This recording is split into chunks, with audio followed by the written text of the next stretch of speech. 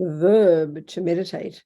Initially, for us, because in our culture, because we have so many conceptions about what we think meditation is, it's actually translated as to familiarize. So when you think, well, what does that mean? Well, it means to meditate means to familiarize your mind. So then you think, well, with what? Well, clearly with two things, with how things exist, which is reality, and with virtue, with goodness. So in other words, it's training the mind. It's habituating. In other words, even more simply, it's learning. When you study music, you know, you don't say, I'm familiarizing my mind with music, but that's exactly what you're doing. So that's the meaning in Tibetan. That's what is implied by that word, gom, which is very different from how we think. We have some vague notion that it means sitting down with a candle on or some incense and you kind of make all the thoughts go away. I mean, I'm being a bit cliched, but it's really, you know, the real point of meditation. Concentration meditation is the first step in order to focus the mind. Then the real work of familiarizing the mind happens actually in the second mode, which is called insight, you know. So any technique that we're doing like this, this is an insight technique. You've only got two kinds of meditation. One is concentration, where you consciously don't use the discursive thought. You train the mind not to chat away, or you train your mind not to get involved in the thoughts. We can't make them go away yet. We're not that advanced. But the real point of all that is so that in the second mode of meditation, you can utilize that focused mind to familiarize it with different habits. I mean, so becoming a Buddha is exactly the same as learning to become a musician. You program your mind. And in this case, you don't familiarize your mind with the notations on the piece of paper by Bach, but you familiarize your mind with wisdom and virtue. That's it. So here we're doing a little technique that is basically using your thoughts. In these insight meditations, you use thought or you use visualization. It's similar. And that's that's the process. So every time you think anything, you're familiarizing your mind with it, aren't you? It's quite powerful when we think about it. In our culture, we think, well, I can think what I like, because actually we think that means thoughts don't matter, which is quite nihilistic. Every thought counts, you know. So here we're visualizing, we're imagining certain Sanskrit syllables, we're being very creative on our tongue, and then we visualize nectar coming, and we visualize, as we recite these mantras, purifying our body, speech, and mind. So it's a very delicious little meditation, you know. So just check your body, remembering your body doesn't meditate, but it needs to be in a conducive position. So there's sort of 7 or 8 little points that the yogis have found over the centuries to be most conducive to good meditation. And the first one, ideally, as His Holiness says, and I always like to say this, is really ideal. You could sit in the full lotus position, because in the future meditations, the more advanced techniques, this is where all the subtler physical and mental energies are nicely aligned, and you can sit like that for months. So of course, most of us won't get to that stage, perhaps. But it's auspicious, he says, to start your session, if you can, in full lotus. And if you can't, that's okay. Then if you can sit in half lotus, that's fine. If not, in regular cross-legged. If not, whatever you can do, sitting in a chair. But for us, most of us in a chair, I mean, I'm in a chair. If you're in a chair, it's really important to not slump into the back of the chair. This is crucial. You've got to hold up your body. Like if you're sitting cross-legged, you can't slump, you'd fall over. So here, you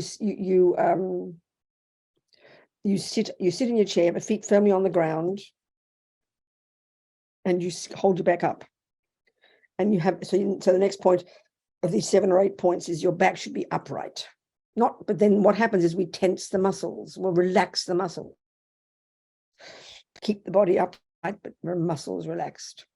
The hands you can have in the mudra of meditation in your lap, left underneath, right out, right on top, thumbs touching. Then your head tilted forward, chin tucked in, lips apart, tip of the tongue just resting behind the top teeth, stops you from dribbling. And your eyes looking down. So that's it. Settle into that position now, and then forget about it.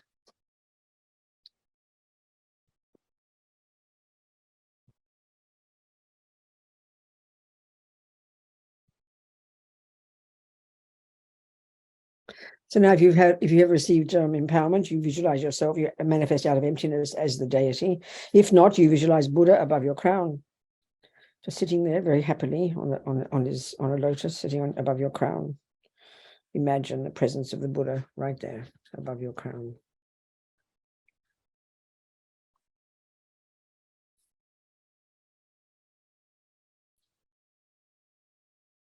So now we have this little refuge prayer. I take refuge in the three jewels, and I may become a Buddha to benefit all. I take refuge in the three jewels, may I become a Buddha to benefit all. Konshog, Sumla, Kyabsuchi, Drola, Penche, Sangye, Shog.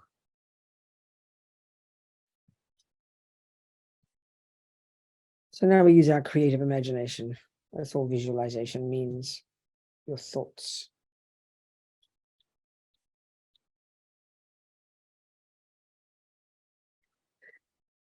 So now on your tongue, you imagine there is an ah. If you know Sanskrit or Tibetan, great. If not, the Roman letters, AH, just standing upright on your tongue.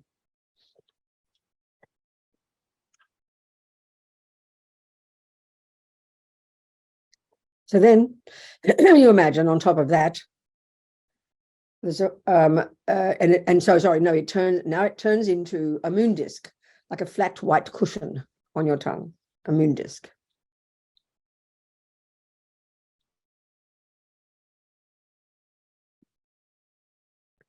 So now on this moon disc, you visualize now a white Om in the center, standing upright. If you can't see it very well, don't worry, just think it. And as you imagine now, it's surrounded by all the white vowels. And of course, we don't know Sanskrit, so you just have to imagine. And they're going clockwise, surrounding the Om on your tongue, standing upright, all these letters.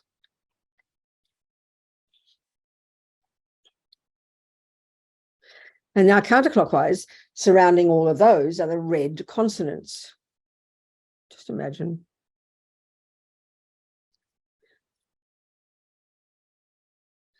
And then surrounding them are the blue, clockwise, the blue dependent related heart mantra, the syllables of that, or the mantra of dependent arising.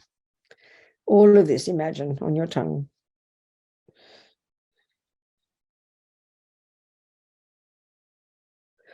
So now you imagine light beams, the color of these, all the color of these, the white, the red, the blue, the light beams go out to all the 10 directions.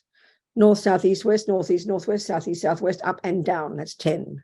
And what it does is hook the energy of the power of speech of all the holy beings, all the Buddhas, all the Bodhisattvas, all the yogi, all the practitioners, all the meditators, anybody even practicing virtue. So power of speech, it's a curious concept for us, but what it means, and it's really, is the holy ones those who practice, which means their mind has been transformed. So when your mind is transformed, then whatever comes out your mouth, it's obvious. Whatever comes out your mouth has to be useful. It's really so obvious. We don't think this. When we think about it, it's kind of like a revelation. Right now, think, look what comes out of the mouths of human beings. You can see perfectly what's in their mind because they're expressing it. It's not mysterious. It's right there in front of us. The person shouting ugly words, it's clear that's called anger. You can hear the words. The words are the expression of the mind. But we sort of don't get it like that. It's kind of curious. So of course, whatever comes out of our mouth, and then we can either see it's either virtuous, useful words, or not useful. So this power of speech from all the beings who've realized wisdom, realized emptiness, realized bodhicitta, or even just practicing virtue, their speech naturally is useful. Their mind is contained, their mind is virtuous, their mind is wise, and their energy is controlled and disciplined. So whatever the words come out their mouth, every sound would be of benefit to whoever hears it. Imagine this. And here's what we're trying to cultivate. We all need speech. Don't just think of it as religious. Don't think of it as spiritual. just to go down the shops and ask for something. If someone doesn't like the look of you and doesn't like the sound of your voice, they won't do what you want. You know, in your family, how frustrating it is. Your kids don't listen. You know how frustrating at work, people don't listen to you. You know the pain of that, or people don't believe your words or don't like your words. We know what that's like. We can't even survive properly. We can't even live our lives if it's like that. So we all need useful speech, the power of speech. So imagine this, the light beams going out, hooking the energy of all this virtuous, wise, useful, powerful speech of all the practitioners. And all this energy comes back with that light and absorbs into the syllables on your tongue, making them even more radiant and marvelous, full of the power of speech, full of the power of all this wisdom and goodness. Imagine that.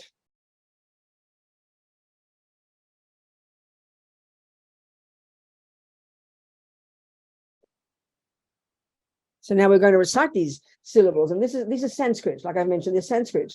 And all the lamas would say that Sanskrit is said to be the most powerful sound.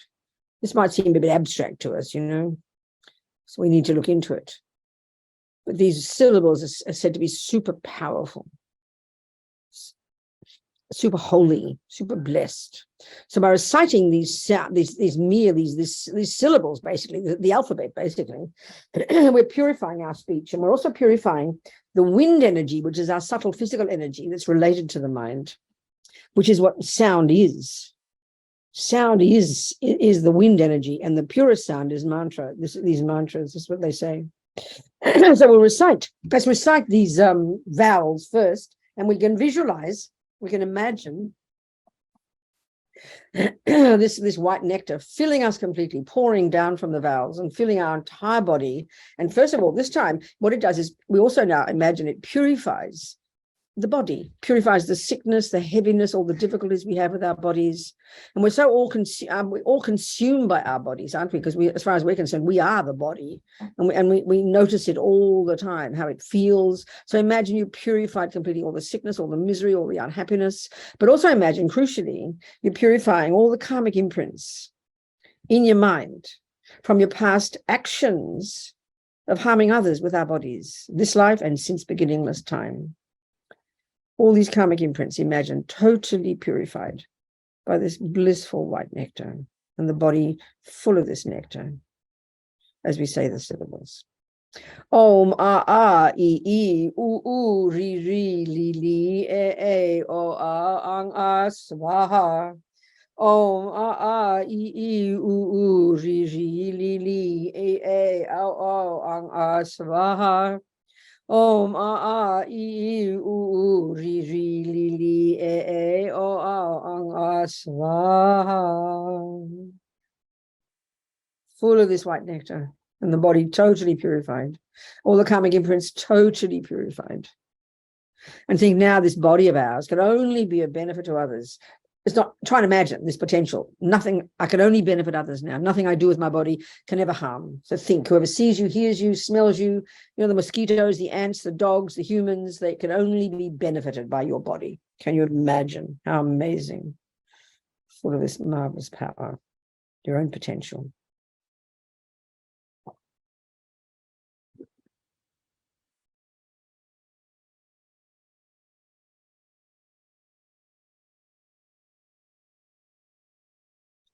So now we imagine from the red consonants, red nectar pours down and fills you completely and pours down, up and down your entire body, but this time purifying your speech. Imagine your speech. We get sometimes so confused. We don't know if we're saying the right thing. We're worried about what we say. We're not sure how people are hearing us. We get confused. I mean, we say the wrong things. We speculate. We might even consciously lie, but we speculate all the time. All of this speech, and then all the imprints in our mind from all the speech, this is, of course, as humans, that has harmed others in the past. The lying, the bad-mouthing behind backs, the rabbiting on about nothing, the harsh speech, all these things that harm sentient beings, all the karmic imprints of all of this, totally eradicated. Feel full of this blissful red nectar, okay, as we recite the consonants.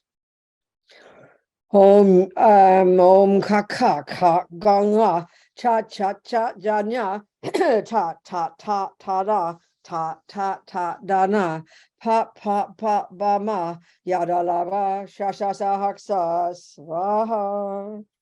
Om kaka ka ka nga cha cha cha janya ta ta ta dana ta ta ta dana pa pa pa ba ma yada lava sha sha sha haksa swaha. Om ka ka ka ka nga cha cha cha janya ta ta ta dana ta ta ta dana pa pa pa ba ma yada lava sha sha sha haksa swaha. Full of this red nectar, so delicious, totally eradicating all the rubbish of the speech, making our speech useful. Can you imagine? Automatically, whatever comes out of your mouth, your laugh, good morning, whatever it is, will be of benefit to whoever hears it. Can you imagine this? This is our potential, full of this marvelous potential, this radiant red light. Be so happy.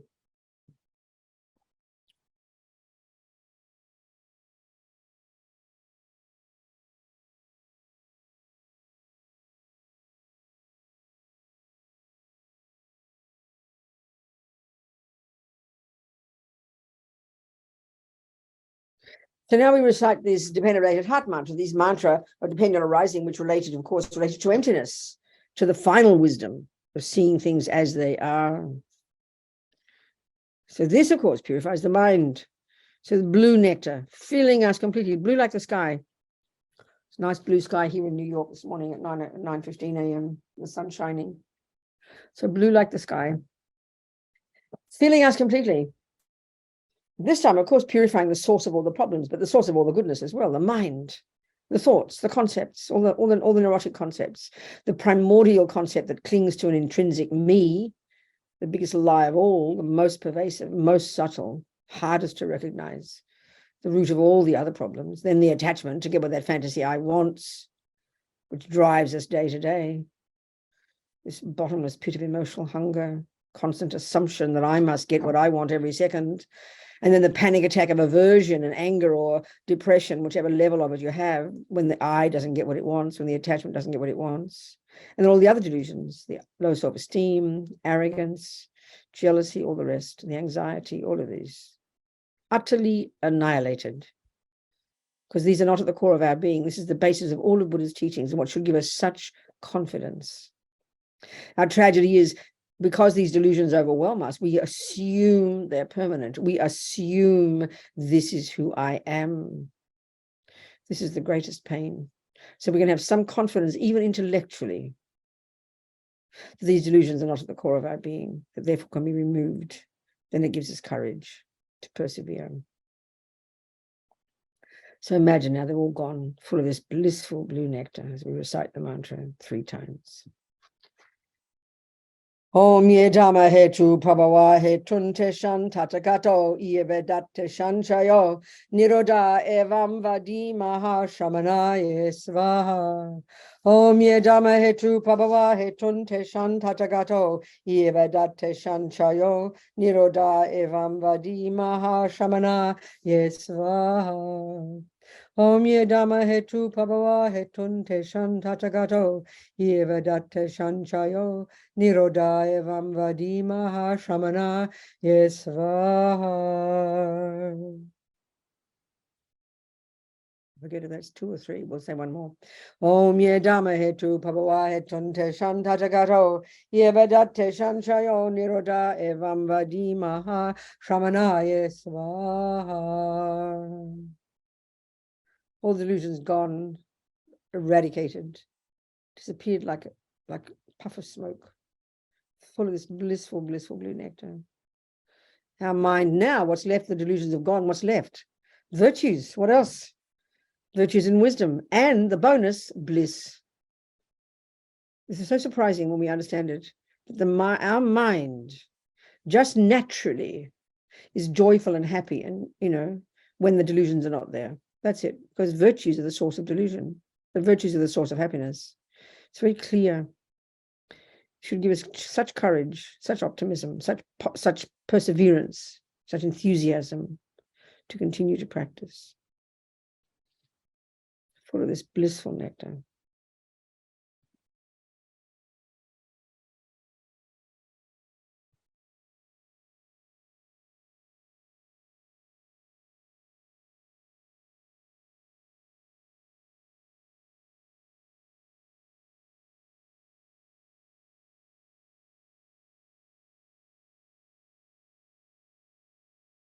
So now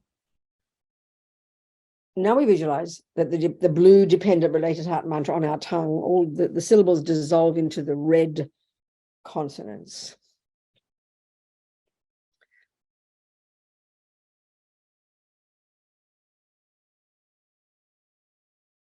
And the red consonants dissolve into the white vowels.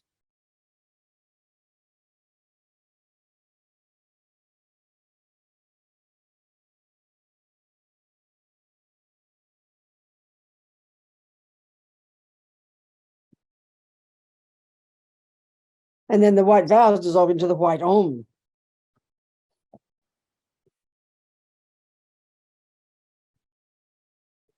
And the white Om dissolves into the moon disk, the white moon disk.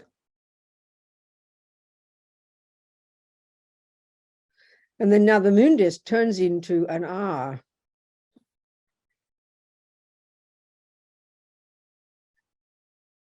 And that turns into pink colored nectar that dissolves into your tongue, making it indestructible, of Vajra nature.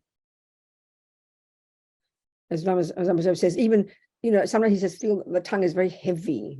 It's a very interesting concept. And now feel that your tongue is it can only be a benefit. Whatever it says, the sounds that come out of your mouth enabled by the tongue can be a benefit. You can utilize this, this to be of benefit to others. This tongue, expressing the thoughts in the mind that can be of benefit to others. Wise thoughts, virtuous thoughts, thoughts of people, words that people want to listen to, that benefit their minds. How amazing to be able to benefit others like this. Feel you've got this power, and whoever hears you will be benefited. How amazing. So this is one way of making your speech powerful. Of course, another way is to be silent. This is a marvelous method. Be silent. And the third way, of course, is to attempt in your ordinary daily conversation only to say words that you are confident are valid. This sounds hilarious, but it really demands thinking. Not just vomit out whatever we think. If we're acting like the bodhisattva, we're trying to be bodhisattva, think about this, then your body and your speech are only for the benefit of others. The wisdom wing is internal. The wisdom wing is your business, is you in the retreat mode doing the work on your own mind. So when you use your body and speech, it's only for those who, for the sake of others. This is amazing to us because we just assume this is me. I'm allowed to say what I like, do what I like, think what I like, and kind of plod through life. Because bodhisattvas, or Buddhas especially, do not need a body. They don't need bodies. They only take the only reason they have a body is to be a benefit to others. So we're attempting to think like that, practice the bodhisattva path. Then necessarily whatever comes out of our mouth, it has to be something useful for the person in front.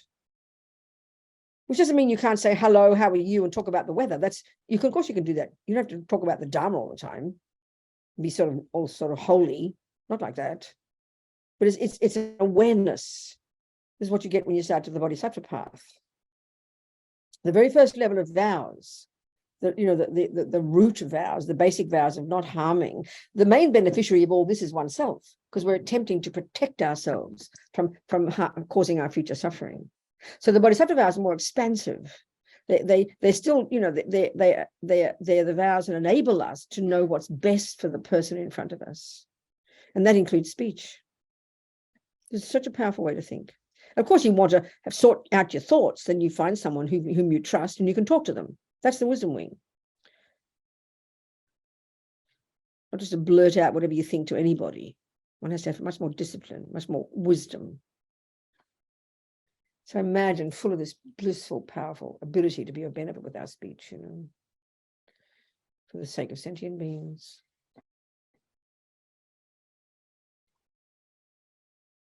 So now, just for a few minutes, we imagine the Buddha dissolves into us. And we kind of like dissolve, you know, our body, speech, and mind just kind of dissolve. Imagine that. And we kind of expand to fill the universe. Just imagine. Your energy expands to fill the universe. And it's very relaxed, very easy, very spacious. Just relax in that for a couple of minutes. No thoughts. No thoughts. Vast, clear, spacious, limitless. No thoughts.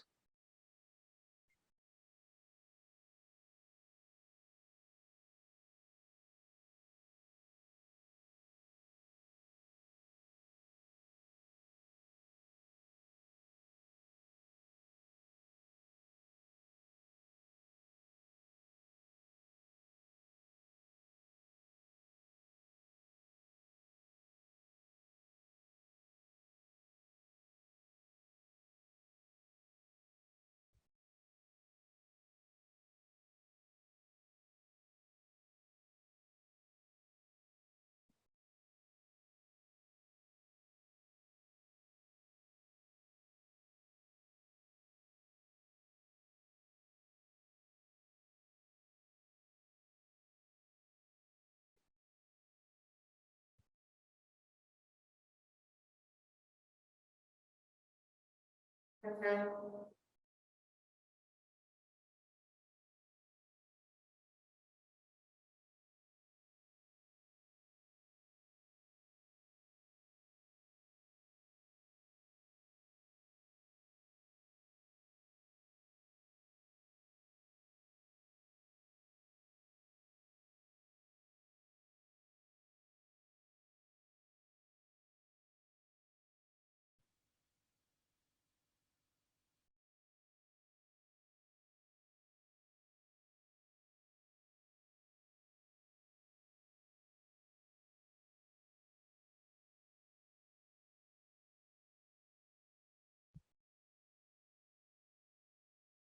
Now relax and just think. Just think for the rest of the day, as much as the day you have left. Make it strong determination to yourself right now. You know, I'm going to watch my speech like a hawk.